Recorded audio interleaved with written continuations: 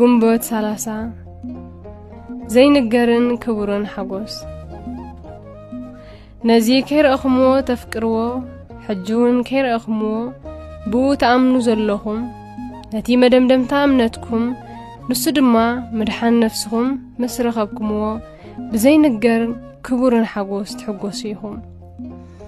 ቀዳማይ ጴጥሮስ ምዕራፍ 1 ካብ 8 ክሳብ 9 እምነት ንኢየሱስ ብዓይንኻ ከይረኣኻዮ ከለኻ ምፍቃርን ምውካልን እዩ።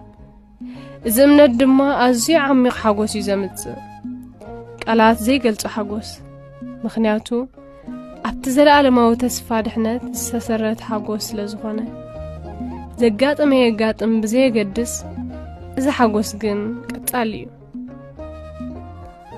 ጸሎት ጎይታ ወላ እኳ እንተዘይረኣኹኻ ኣነ ግን ኣፍቅረካ እምነተይ ኣደልድል ብኽቡር ሓጎስካ ድማ ምልኣኒ ኣሜን።